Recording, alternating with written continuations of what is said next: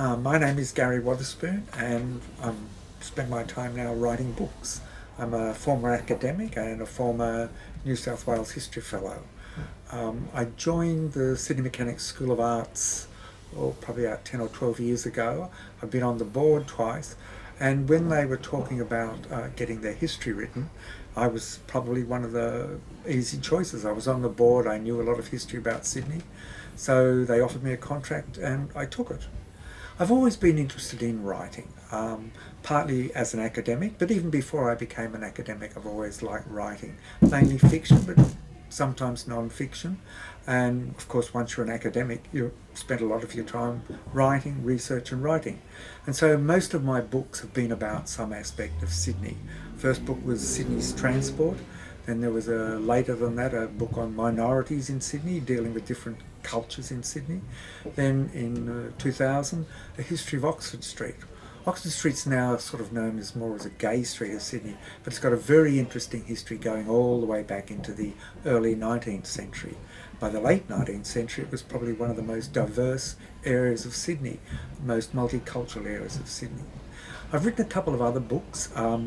The School of Arts one was very interesting. This was, as many people know, it was the longest lending library in Australia. It was set up in the early 1830s under the patronage of the governor. And it's always had what you might call vice-regal patronage. It's seen as a very useful thing. By the late 19th century, it started to explore technical education. Sydney was growing. Sydney was becoming very lots of people, new buildings required, but that meant they needed trained people, trained artisans. And so the School of Arts started teaching a lot of these courses. They formalised these into the Working Men's College, and then eventually that became TAFE. And so eventually even that became the University of Technology in Sydney. So the School of Arts has had a real long connection with technical education. Now I think it's at the point where it's got to decide what its future might be, since government and educational authorities are doing much of what the School of Arts used to do in the past. Another book the School of Arts book actually got shortlisted for the New South Wales Premier's History Awards.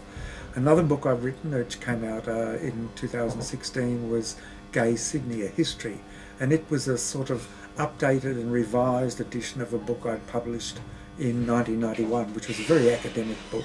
It had discussions about methodology and all that, but that's 25 years ago, so the world has moved on. So the last book, Gay Sydney, it didn't require all that. And it was a sort of study for over 150, 200 years of how life for what we might call homoerotically inclined men has changed in Sydney. And now, of course, it's quite open, and there is a big push for gay marriage, same-sex marriage, which is probably an interesting political development of the time. Other books I've written have been more or less all about Sydney, but I've always been interested myself in reading, and I think for anyone, a School of Arts library is a wonderful place to go to. Books, I wander in there, I always walk out with half a dozen books, even though I think I'll only get one or two. It's just one of those places which is just such a good oasis, a literary oasis in the city of Sydney at this stage. I suppose I first started to write when I was a teenager, mainly sort of fiction stuff. I wrote short stories. A lot of those have been published in various magazines. And now that I've sort of retired, and I do a bit of political journalism, but now that I've mainly retired, I think I'll probably go back and start doing or trying to get some of my collections of short stories published.